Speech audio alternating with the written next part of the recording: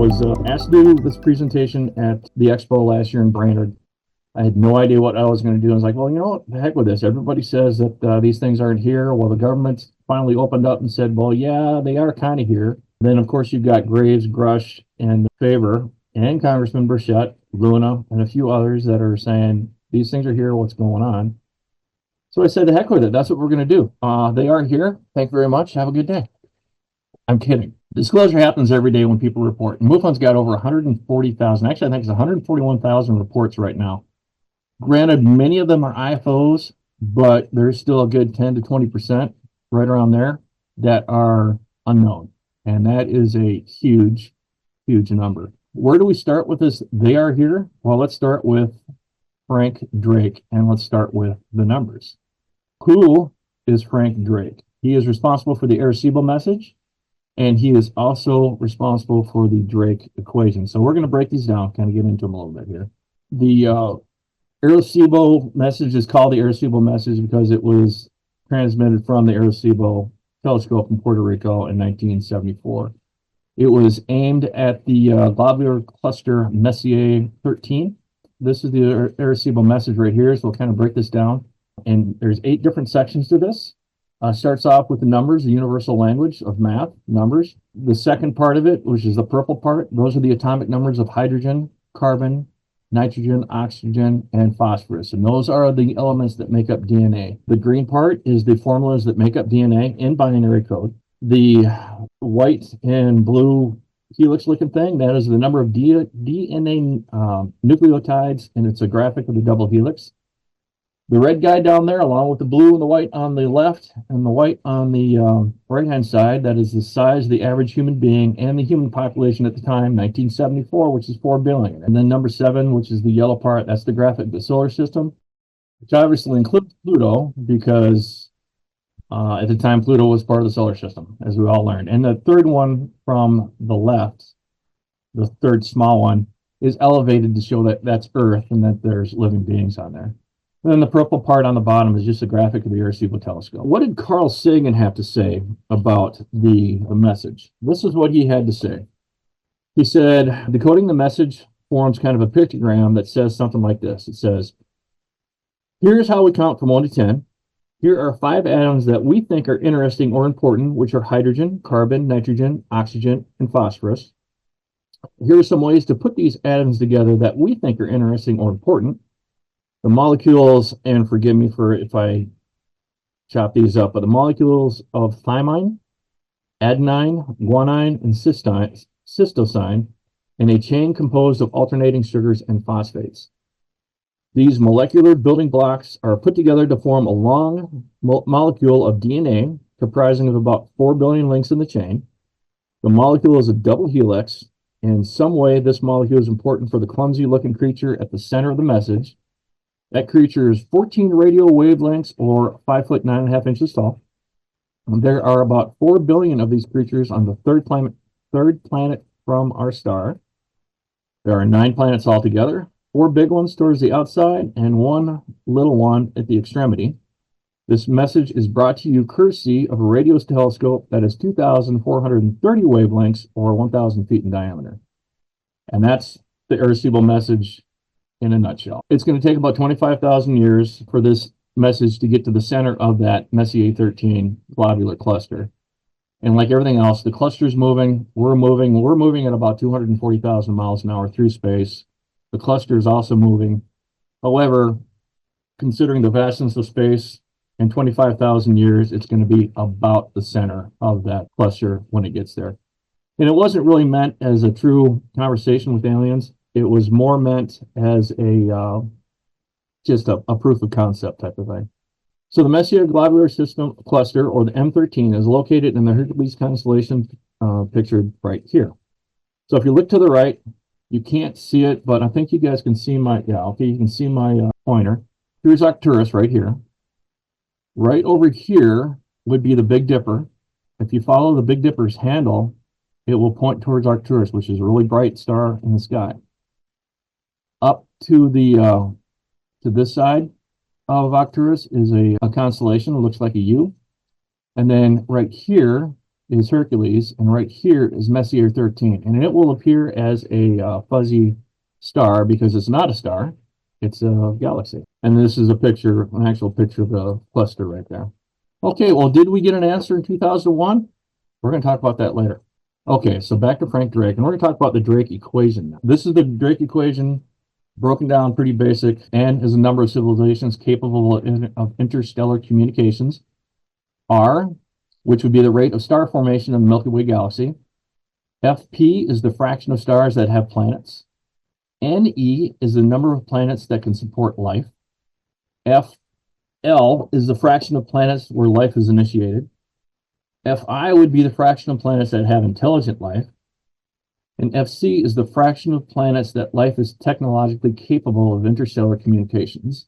And then the last L there is the lifetime before they go extinct. So obviously there's a finite amount of time that a civilization is going to exist, that they're going to be able to transmit into space or have, interstellar communications or capabilities.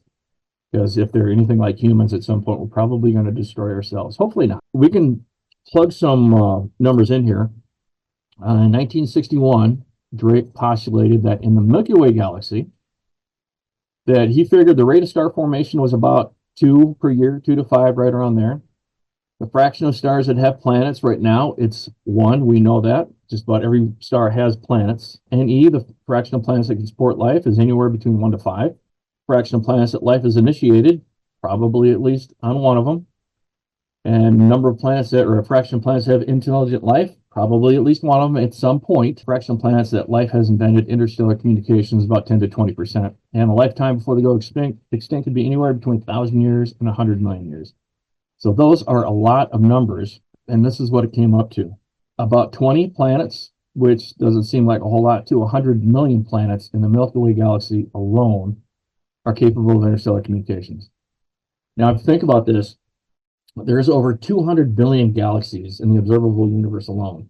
So let's multiply that out. You've got 4 trillion to 20 quintillion planets in the observable universe that are capable of interstellar communications. What about the Fermi Paradox? For those of you who heard about Enrique Fermi, he's a physicist, or was a physicist at the Mountain View in California, the SETI Institute.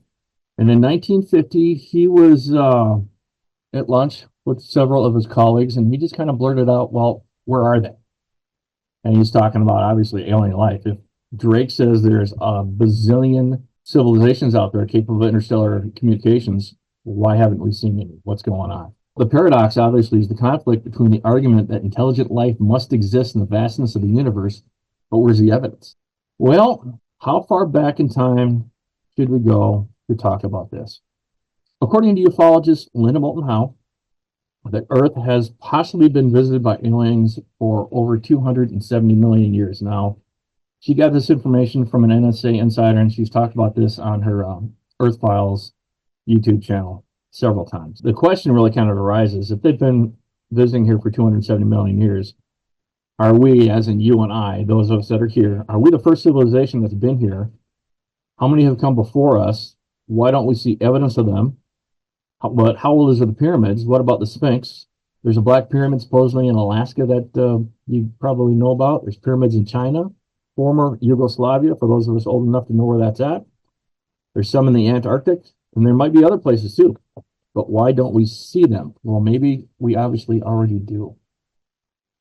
So Linda Moulton Howe, like I said, she runs earthfiles.com and also the Earth Files YouTube channel. Highly recommend. Wednesday nights, she does a pretty good show. So the question is Earth a giant petri dish? According to her government source, says that there have been at least 3 factions or species of ETs that have vied for control of Earth over 270 million years and have performed genetic manipulation of modern humans. Well, where are they from? If that's true, where are they from? Well, there's 3 different places here.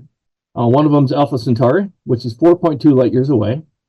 And actually, a rocky planet was discovered around Proxima Centauri in 2016, and that planet is similar to Earth. Does it support life? How about Procyon A and B? Supposedly, these are the Nordics, or the tall blondes, and they have been on Earth the longest as far as we know, or have been told, I guess. She's been told. They are the oldest race that we currently know of in the 30 solar systems that we have cataloged in our galactic arm of the Milky Way with the help of the blonde Nordics and the tall whites, according to Linda Moulton Howe's government source. And then you get down to Sirius A and B, which is 8.6 light years away, Nordics and water-living humanoids. The water-living humanoids, are we talking like mermaids or something like that? I'm not necessarily sold about mermaids here on Earth, but it's possible. But this also, could that be the source of the Dogon story, which we're going to talk about later. And we'll also talk about water-living humanoids a little bit later, too. Atlantis. She's regressed many people. A lot of these people, I shouldn't say a lot, but some of these people that have no connection with each other, don't know each other, are starting to tell her stories when she does kind of past life regressions. And the stories are correlating with each other. And you know, like I said, they're completely unrelated and don't know each other, but they talk about the beginnings of Atlantis and the beginnings of Lemuria, Atlantis being high-tech, Lemuria being very simple. The question is, well, how did it start? Well, in her book, she says that about 50 spaceships were sent to Earth for exploration, and unbeknownst to most of the people on board these ships, they're actually designed to crash. In other words, they're being forced to colonize Earth to see how that would go. I mean, that doesn't sound great, but that's what happened. That's what they did. Well, on one of these ships, there was two people. And these two people, one of them formed Atlantis, and one of them founded Lemuria. They had supposedly were using crystals for power, but the crystals went down with their ship. I guess I don't remember exactly. It's been a while since I've read this book. Again, highly recommend it. But their ship had actually sunk. So they were able to gather a few of these crystals, but not a lot of them. Atlantis, the person who broke off and went and did Atlantis, ended up going high-tech and supposedly even had human-animal hybrids, similar to those that are painted in Egypt. But throughout the course of time, they lost the understanding of how to use the crystals. Whereas Lemuria kept it simple. They just lived off the land and the sea, and they had retained the knowledge of how to use the crystals for power. Well, of course, Atlantis got jealous. They kidnapped the queen and destroyed Lemuria with tsunamis. 40 years later, the queen had finally accepted to help them, because that's what they kidnapped her for, to figure out how to use these crystals. She's like, yeah, sure, all right, fine, I'll show you how to do it. Well, of course, she was lying. She rigged the crystals to explode or destroy Atlantis. And there is a lot more to that story. I'm butchering it really bad. So again, I recommend the book. It's really good. But what happened after all of that? Well, supposedly the survivors, the Lemurians and the Atlanteans, had found their way to the area of Egypt. They said that the Sphinx was already there and was built by a much older race of beings, and that there's several more Sphinxes on the Earth. Many of them are eroded beyond recognition, but there's actually a sister Sphinx in the deserts of the Egypt area that will be uncovered someday. And that's what she talks about in this book, Secrets of the Sphinx. So these are the two books that she's got out. She may have some other ones out, but these are the two that I know of that I own. And they're very, very good. Really good books. Okay, the ancient Dogons. We told you I was going to talk about those. Well, in 1931, French archaeologist Marcel Grial had discovered them. He was told that the Dogons had received knowledge thousands of years ago from the Nomo. And the Nomo were supposedly these amphibious beings. Well, you're saying, yeah, right, okay, fine. Amphibious beings, we're talking mermaids again, they don't exist. Well, you know what? There are hundreds of stories about amphibious beings or gods coming down from the sky to bring knowledge to our ancestors. There's Hindus, the Greeks have stories, Native Americans, Europeans, Asians, and many other religions across the world have stories of amphibious beings. Originally, the Dogons, well, see, right now the Dogons live right here in Mali, out in the middle of the desert. So you're thinking, well, how in the heck did these amphibious beings get all the way into here? Well, they didn't. They started down here by Lagos, this general area on the coast of Nigeria.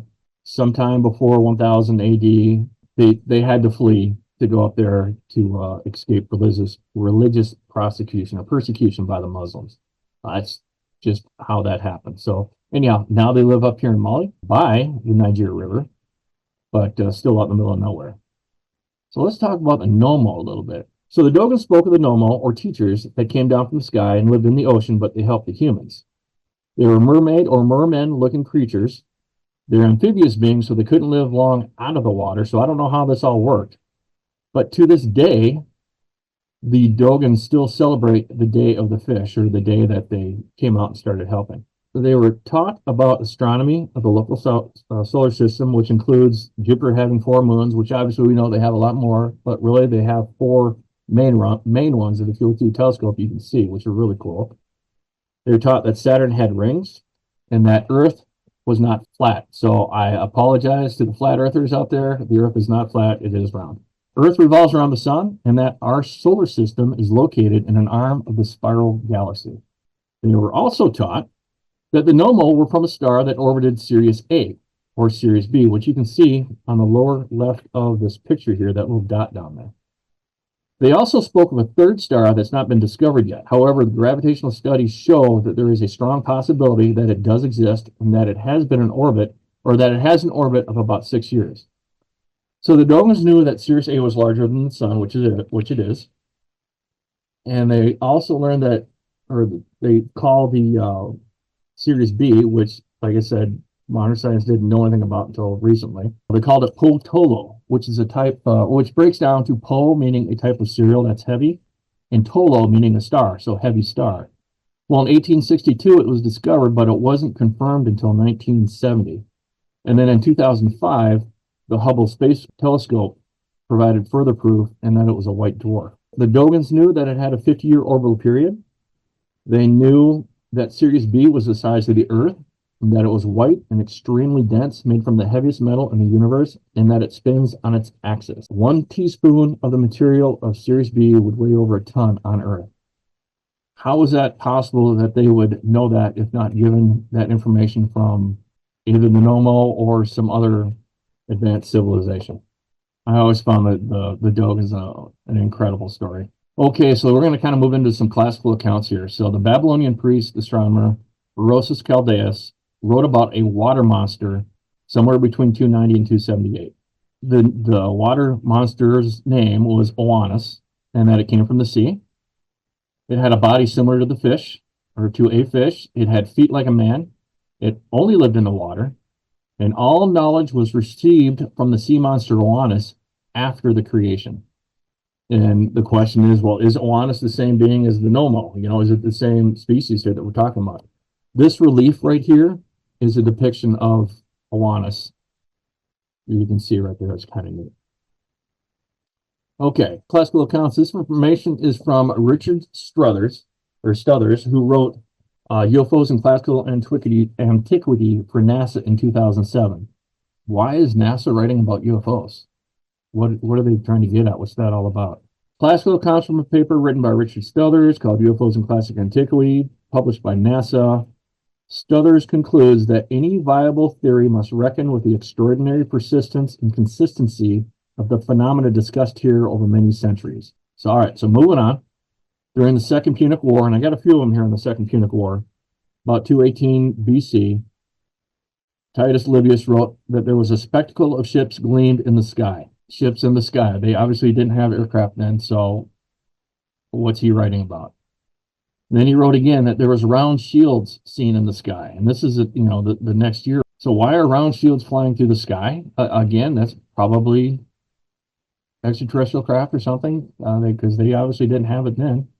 During 212, he wrote a huge stone was seen flying about. Now, I showed this as a circular stone. I don't know if it was more of a cigar shaped or whatever. I have no idea, because this is all he wrote right here. But still, why would a huge stone be seen flying about? And why did he say stone? Probably because it was gray or silvery color or something like that. Okay, moving on here in 173 BC, Lanuvium, Italy, a spectacle of a great fleet was said to be seen in the sky. In 154 BC, Campsa, Italy, weapons appeared to be flying in the sky, referring to defensive weapons or shields. And in 104 BC, the people of Tudor observed weapons in the sky rushing together from east to west, those from the west being routed. It's possible that this was an aerial attack or something similar to what was witnessed in Nuremberg in 1561 or in Basel, Switzerland in 1566. And we'll talk about those in a little bit too. AD 65, near Judea. On the 21st of the month, there appeared a miraculous phenomenon, passing belief. Indeed, what I am about to relate to you would, I imagine, have been deemed a fable were it not for the narratives of the eyewitnesses and the subsequent calamities which deserve to be so signalized. For before sunset, throughout all parts of the country, chariots were seen in the air and armed battalions hurtling through the clouds and encompassing the cities. What in the heck is this guy talking about? I don't think in AD 65 we had aircraft yet. Again, it's just, they write about all these things, and we see this in antiquity, and we're just trying to figure out what the heck they're talking about. Okay, so 217 again, Titus Livius wrote, at Capena, 2 moons rose in the daytime. And then sometime between 151 and 146 BC, a little before the Achaean War, a comet blazed out, not inferior to the sun. At first, it was a fiery red disk emitting a light so bright that it dissipated the night. And then little by little, its size dwindled and its brightness faded. 2 moons during the daytime. I don't know about that one. Now the second one could be a meteor. I don't know. It says little by little, size dwindled and brightness faded. Well, what kind of time frame are we talking about that? So that one I could actually maybe say it was a meteor. But you got to rule out ball lightning for either of these because it was too bright. Bull-eyed. At first, I thought maybe this lasted too long. Sundogs, I doubt it, because they would have seen that more often. Meteor, I don't know. So that second one there, I'm not 100% sure on. In 91 BC, several Romans on a journey saw a gold-colored ball roll down from the sky to the earth. After growing larger, it was seen to rise upward again from the earth toward the rising sun and to block out the sun itself by its size. Ball lightning, no, because the average size of ball lightning, about 23 centimeters, give or take, right around here, about that size. And a bull-eyed, no, it lasted too long, and it took off. It came down and then took off again.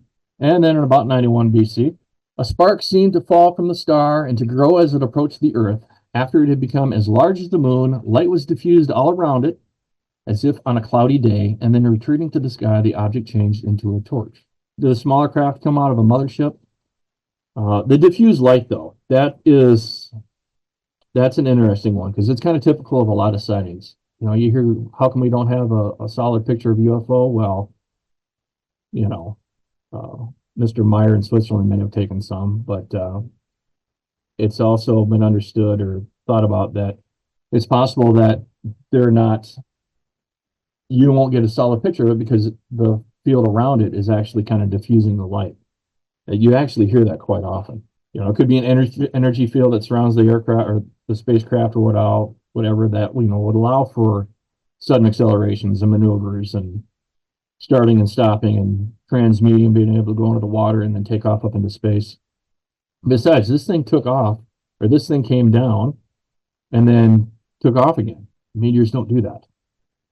Okay, so in 74 BC, Roman Empire, prior to battle between Rome and the Kingdom of Pontus, which is current-day Turkey or the Black Sea area, with no apparent change of weather, but all on of a sudden, the sky burst asunder, and a huge flame-like body was seen to fall between 2 armies.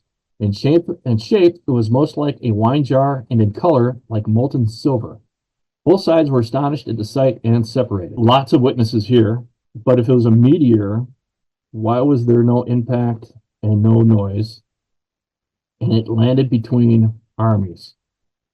I think if they're coming to Earth, I think they kind of would know what was going on. So that was pretty amazing. I guess they're trying to stop that one. Another classical account in the Egyptian desert in AD 285 from the Diary of Saint Anthony. Anthony saw on the desert floor a large silver disc that suddenly vanished like smoke. We hear this a lot too. Could this be a count of missing time? Because this happens to today. It still happens where witnesses will see something and then it'll just disappear. That's very possible. They could have seen it, could have been abducted and then put right back where they were. And then the thing took off, and after it took off, that's when they kind of came to. As possible. Or it could have just vanished because that's how the propulsion system for that works. I don't know. I would love to know. All right, here we go. Oh, angel hair. This one is a good one. We're going to talk about this on a couple of slides here. So in AD 196, the historian Cassius Dio wrote, a fine rain resembling silver descended from the clear sky upon the form of Augustus. I did not, it is true, see it falling, but noticed it after it had fallen. And by means of it, I plated some bronze coins with silver. They retained the same appearance for 3 days, but by the fourth day, all of the substance rubbed on them and disappeared. In Calais, or Callus, rains of chalk. In Rome, rains of chalk. Are we talking about angel hair? 214 BC, Titus Livius. At Hadria, an altar was seen in the sky. Around it were forms of men dressed in shining white. In the district of Amiternum, in Italy, many places, forms of men dressed in shining white were seen at a distance. They did not approach anyone.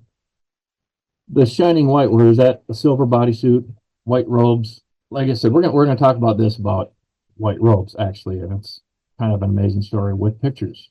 In AD 150, near Via Campana, between Rome and Capua, and I apologize to all the Italians out there if I'm butchering all these names. On a sunny day, a beast, like a piece of pottery about 100 feet in size, multicolored on top and shooting fiery rays, landed in a dust cloud, accompanied by a maiden clad in white. There was only one witness to the event, and that was the brother of Pope Pius I, again with the silver bodysuits and white robes. Now we're going to get into Renaissance art. Okay, so I guess we're going to get into the, oh, that's right, because it's after that. So, all right, so now we're going to talk about Renaissance art now. The argument for this is that the glories, and glories were representative of, well, right here, saints, angels, stars, or they're just symbolic. But my understanding of Renaissance art, and correct me if I'm wrong, is that during the Renaissance, artists were painting more what they saw and not necessarily symbols. I guess there wasn't a whole lot of symbolism then. But I'm not an art major. We talk about the crucifixion of Christ in 1350. So the painting of the crucifixion was painted in 1350. It hangs above the altar at the Visaki Tikani Monastery in Kosovo, Yugoslavia, for those who know who Yugoslavia is. It seems to depict a small humanoid sitting in a UFO looking over his shoulder at another UFO as if in pursuit or even in a race as he flies across the sky in what is clearly a UFO of some sort. The leading craft is decorated in 2 twinkling stars, one reminiscent of national insignia modern aircraft. So if we're looking at this first one right here, that looks a lot like a roundel. I realize there's one here too, so maybe it was just how we wanted to do it or whatever. But I'm not sure why you would paint people inside this, and why is he looking behind him and he's looking forward, and it doesn't make any sense. Here we go with the miracle of the snow. Okay, this is where we're going to kind of get into the angel hair thing. This is painted by Marcellino di Panicale sometime around 1400. The artist depicts the legend of a mysterious snowfall that was said to have taken place in Rome on a hot day, which was August 5th, 352. The painting shows Jesus and Mary hovering overhead in what historians describe as a cloud, while townspeople below look at the snow on the ground. The Pope and a wealthy benefactor built the Basilica di Maria Maggiore on that spot, while August 5th is commemorated each year by dropping white rose petals from the dome of the church in the semi-reenactment of this event. Now, I look at this picture, and for such a renowned artist, I'm kind of confused why the clouds look the way they do. And I know I might be reaching here, but they don't really look that much like clouds. Maybe the one Jesus and Mary are on, but the other ones just don't really look like it. Angel hair. These photos were taken in 220. No, that's not Renaissance. But the person that took these pictures was very reliable, very credible, and somebody that I do trust. This person wrote, "At first I noticed a weird vacuum feeling, like something had sucked all the air and sound out of the environment. I looked out at my lawn and wondered if some kids had thrown that fake Halloween spider web on my lawn, but I also noticed that it was not on the adjacent neighbors' lawns. Then I saw the angel hair falling from a clear blue sky and assumed that it was just a spider migration. Well, I didn't see a craft, just a clear sky. However, the spiders only migrated onto my lawn. And as I said, my lot's only 60 foot or 20 meters wide. I went back into the house to get a plastic baggie, and when I came back out, they had stopped falling, and there were clumps on the lawn. So samples were taken. About 1/3 of a quart-sized bag was filled with the substance, but it turned into gel and then disappeared. If picked up by hand, the substance would just disintegrate and disappear. The bag was put in the freezer for analysis, but the person was never able to find anyone to have it analyzed, so they ended up just throwing the bag away, which is a shame. But this was before the MUFON lab was kind of up and running, so there wasn't much they can do about it. And this is an actual picture of angel hair right there. 1954 in Florence, Italy. Talking about angel hair. Soccer match in Florence, Italy, 1954 was stopped mid-game due to a sighting of two cigar-shaped UFOs that moved slowly over the pitch. The UFOs seemed to be falling apart or dropping a strange substance, a glittery silver substance. As people tried to gather it up, it would disintegrate as soon as being touched, just like the previous slide. Several people did manage to gather some of them and got them analyzed. Now, they're talking that those trying to debunk it were saying, well, it was just spiders, just spider webs. Well, the chemical makeup of spider web is nitrogen, calcium, hydrogen, and oxygen. Whereas the chemical makeup of this substance was boron, silicon, calcium, and magnesium. Definitely not a spider web. Very interesting. I mean, I don't know where you go with this, but at least it's something. If the person in the previous slide could have gotten an analysis done on what they had, it'd been really interesting to see if it was close or the same. Okay, so back to art and the Annunciation with Saint Midias in 1486. So this picture, or this painting, depicts the Virgin Mary at the moment she realizes that she'll give birth to the Savior Jesus. The information came from a perfectly round cloud above the Virgin Mary, but the beam is supposed to depict the glory of God being bestowed upon her. But then why is there a person here that appears to be looking up at the cloud? Because if it was a glory, or if it's just a metaphor for the glory of God, why would there be a physical object for this person to look at? Again, something to think about, right in front of our eyes.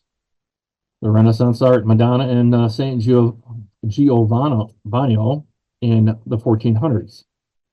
Over the shoulder of the Madonna is a UFO-looking cloud. Well, why would that even be there? And why would the shepherd be looking at it? And not only is the shepherd looking at it, but you can see down here in the lower right, the dog is looking at it too. It's kind of hard to see, but there it is. And if that's a glory, that's a pretty subdued glory, if you ask me. So, are they putting these things just right in plain sight for everybody to see? Okay, so the Triumph of Summer Tapestry in 1538. So the Black Hat UFO that you see in here, you can't see it very well, but it's there. The Black Hat UFO seen in this tapestry is also depicted in the tapestry Magnificent from 1330, and I don't have a picture of that one, so I apologize. But it can be seen as possibly a political move. So now we're going to kind of talk about maybe some symbolism here. But one could associate themselves or the authority with UFOs. So the intention might have been to show that your rule was overseen by the divine. There is no doubt UFOs were witnessed during this time frame, but the UFOs could easily have been associated with the divine or the Lord from above. Let's take a look at another one. The glorification of the Eucharist in 1595. This one is kind of weird. It's supposed to depict the creation globe, but it almost looks like metalwork. I mean, you've got this knob down here on the lower left, and it kind of looks like a seam that comes off of that and goes up towards the top. It looks kind of like Sputnik, but let's not, force that too much. It could be a depiction of a spherical object that the artist had seen at some point, and having no real frame of reference, it's possible the artist just associated with the divine. Because how many of these silver orbs have we seen lately? And have they just or had around for a long time? All right, next one. Israel, put your hope in the Lord in the 1600s. So this one, it said that this painting depicts the Old Testament prophet Elijah going to heaven. Well, then why does it look like this object is descending rather than ascending? And it appears to be looking like your typical UFO. So as with the tapestry, is the real meaning to associate Israel with the divine by associating the church with the UFO or with a heavenly body? And the baptism of Christ in 1710. So this painting is an attempt to capture the Bible verse, Matthew 3:16, which reads, "As soon as Jesus was baptized, he went up out of the water. At that moment, heaven was opened, and he saw the Spirit of God descending like a dove and alighting on him." But then the question is, if this is a glory again, why is it perfectly round? What are the four beams of light that are just straight coming down? And we did say earlier that, UFOs could have been associated with the divine from above, and you just give higher statue to whomever's using this as a reference, if it's a reference. So here we go, 1561. Let's start getting into some historical news here, right? The Nuremberg, Germany dogfight of 1561. Something strange did in fact happen in Germany during the morning of April 14th, 1561, between 4 and 5 a.m. Several objects were seen in the air that appeared to be in the midst of a dogfight. There is also a report of a crash, although there has been no follow-up or information if the crash site was ever found. The entire account was recorded by German publisher Hans Wolf Glosser, and he wrote, "Beyond balls of red color, bluish or black, and circular discs, two large pipes were seen, within which small and big pipes were found, three balls, also four and more. All these elements started fighting against one another, and the fight seems to have lasted about an hour, but then, from the sun in the sky, it fell onto the earth as if everything was burning, and with great smoke, everything got consumed." So it's saying that there was a crash. You can kind of see the crash in the lower right, but there's never been any evidence of that. We've never been able to find that. But why would they be writing about this type of stuff in the 1560s? And not only did it happen in 1561, it happened again in 1566 in Basel, Switzerland. So according to the historian Samuel Cosius, on 27 and 28 July and 7 August, many local witnesses in Basel reported seeing these celestial phenomena. The first is described as an unusual sunrise, the second as a total eclipse of the moon with a red sun rising, and the third like a cloud of black spheres in front of the sun. The last phenomena reads, "At the dawn of August 7th, we saw large black spheres coming and going with great speed and precision before the sun and chattered as if they led a fight. Many of them were fiery red and soon crumbled and then extinguished." Same thing as what happened in Nuremberg. Crop circles in Hertfordshire, England, in August of 1678. I'll just read this to you here. This is what the news thing here says. It says, "The mowing devil, or strange news out of Hertfordshire. Being a true relation of a farmer who, bargaining with a poor mower about the cutting down of 3½ acres of oats upon a mower's asking too much, the farmer swore that the devil shall mow it rather than he. And lo, it fell out that very night the crop of oats showed as if it had been all of a flame, but the next morning appeared so neatly mowed by the devil or some infernal spirit that no mortal man was able to do the like. Also, how the said oat lies now in the field, and the owner has not power to fetch them away." So he saw a flame at night, saw a light out there, because at that point electricity didn't exist. Well, it existed, but they couldn't figure that one out. It was neatly mowed or laid down. So is this really the very first documented crop circle? I would say probably yes. So crop circles have been around for a long time. Speaking of crop circles, in 2000, a crop circle appeared in Subaltern, England. No one was quite sure what it depicted, which is this one on the lower right, or I'm sorry, lower left. It's that one right there. It wasn't until a year later that a second crop circle kind of gave the answer. A face crop circle appeared in the field right next to the Arecibo telescope, which was what was used to send the message. Then 4 days later, the Arecibo answer came up. You had the one that happened in 2000, and then a year later, the other two show up. So you got the face on the 14th, and the answer was on the 19th. And of course, the answer resembles the original. So the crop circle that appeared 1 year earlier in 2000 became apparent that it was actually a dish or device that was used to send a message from the alien world or the ship. But, if it's 25,000 years one way, then how did they do that? Well, it's probably a lot closer. So let's talk about this. So let's take a look at it. So here's the original and the answer that goes side by side for comparison. The numbers are the same. The atomic numbers of everything was the same, except they added silicon. Scientists in the 70s actually discovered that silicon played a much larger role in DNA because without it, our joints, cartilage, and skeleton would be very rubbery. The sanding would be difficult, if not impossible. The formulas that make up the DNA were pretty much the same. The triple helix is interesting because engineering a triple helix DNA strand is useful for suppressing certain genes and could be useful in curing or building immunity for disease. So it seems that the triple helix is actually a marker of genetic manipulation. The size of the human, or the size of the alien as composed to the human. The alien is smaller. It shows that the alien population is over 12 billion. And then the graphic of the solar system is different. The solar system code is a simple line schematic from left to right. The glyph version also has a sun and two inner worlds.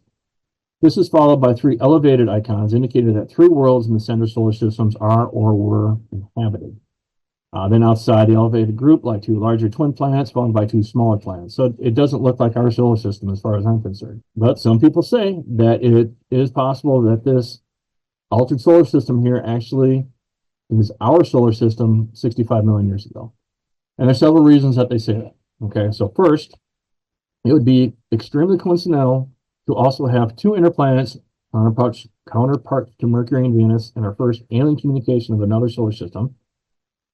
Recent studies of more than 60 extra solar systems have revealed, with only a couple of quasi-exceptions, that none which even begin to resemble our own. The second reason for believing that this is ours is that the twin planets in the glyph. Since Pluto is thought by many astronomers now to be either an escape moon of Neptune or merely an errant member of outer solar system asteroids that could have wandered a bit too close to Neptune and was captured, sort of, in a resonance pattern with the planet. If the depiction of the solar system is from before that event, then the remaining outer planets should correspond with the two twin outer planets in this solar system, Uranus and Neptune, and then Jupiter and Saturn.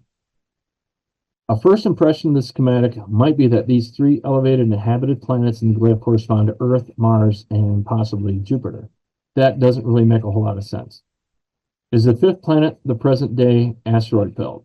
Did it have some cataclysmic event and was destroyed by either a comet or perhaps by themselves? Or was Mars a moon of one of these two planets that happened to survive a collision between the two?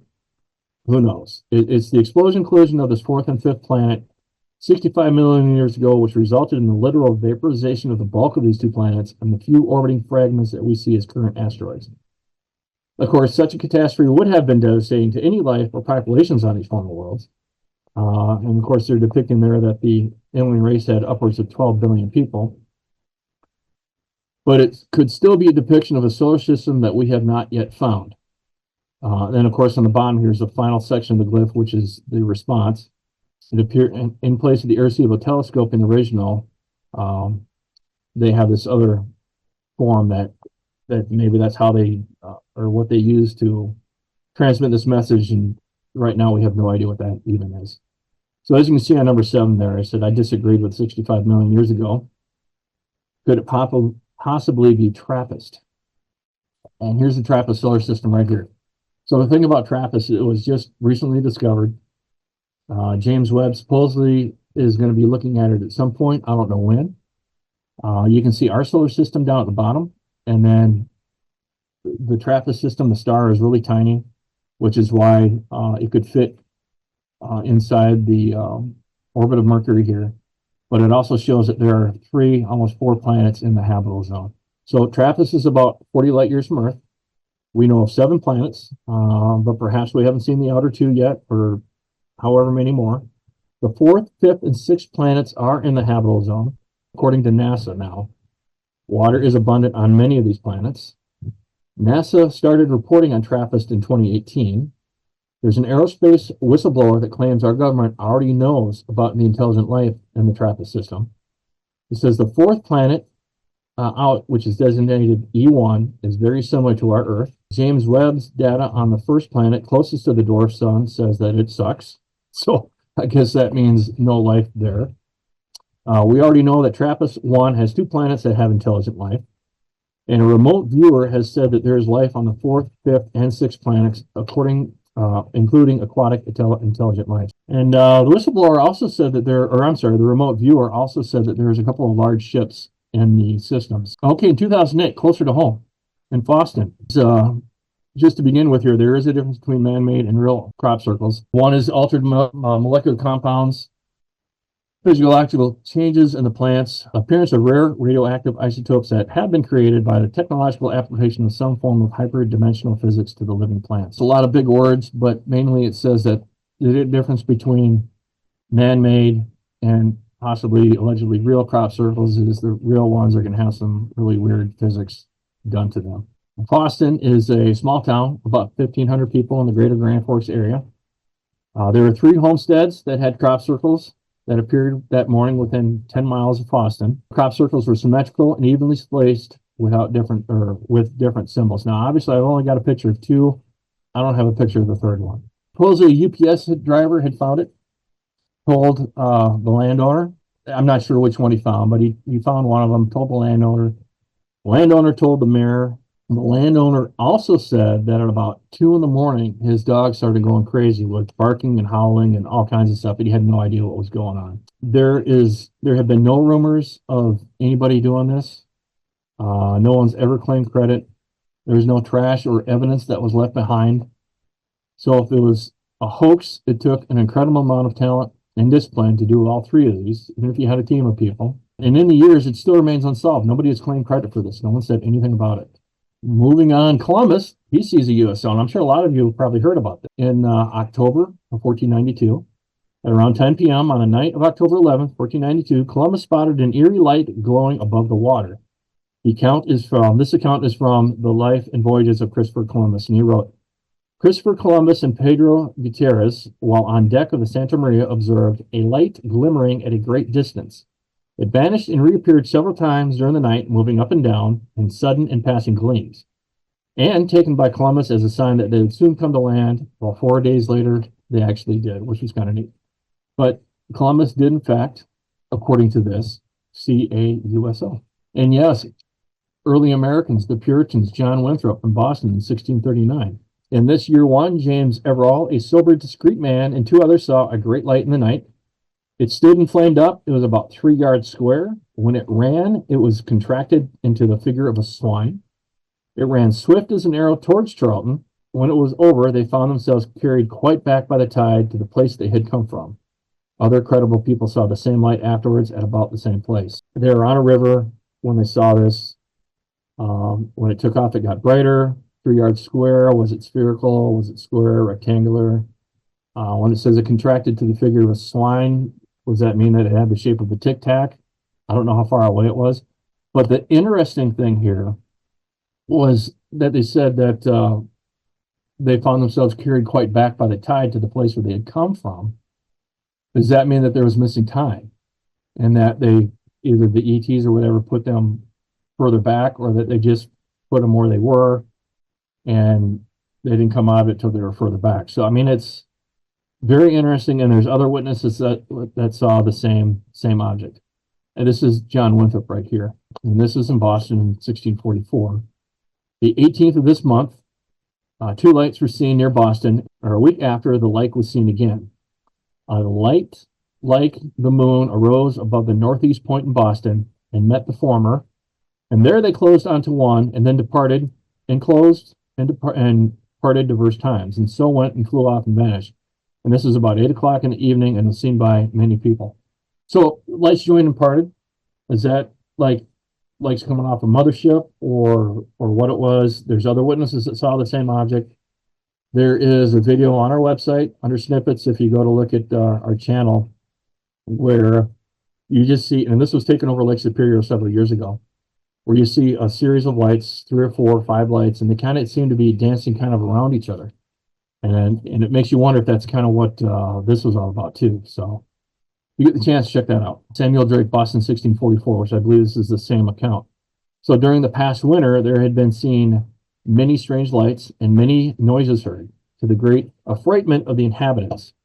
As 3 men were approaching the town in a boat at about midnight, they saw 2 lights rise up out of the water near the north point of Town Cove, and after passing about in the direction of the town, they vanished away. The lights were then seen for about a quarter of an hour. So it's the same story that John Winthrop talked about, but this happened about 4 hours later, and other witnesses had seen the same object. So again, it's the same. You know, there's enough people to corroborate this that it probably did happen. Okay, in 1800s, this happened in California. It's kind of a funny one, so I thought I would put it in here. So Colonel H.G. Shaw was driving in a buggy near Lodi, California, and he saw a landed spacecraft. They said it was metallic surface, featureless. You know, it had a rudder and pointed ends, which I've seen, or I've had people draw before for me, which is kind of neat. Obviously, for 1896, that's not normal for a blimp or a dirigible or anything like that. He said it was 25 feet across, about 150 feet in total length. We saw three slender, 7-foot tall beings. The craft emitted a warbling noise, which is kind of typical. They came up to Colonel Shaw, tried to force him out of the buggy. Shaw fought him off valiantly. They gave up, fled back to the ship, and they took off. And a mystery light appeared over several nearby towns 2 nights later with hundreds of witnesses. Did he fight him off, or was he just trying to save face and started talking about it? He's like, "Oh yeah, okay, well, I'm a big colonel, so I actually fought him off, and they went away." So actually, I think if the beings are coming after you, they're probably gonna win. But anyhow, I just thought that was kind of humorous, so I thought I'd put that one in.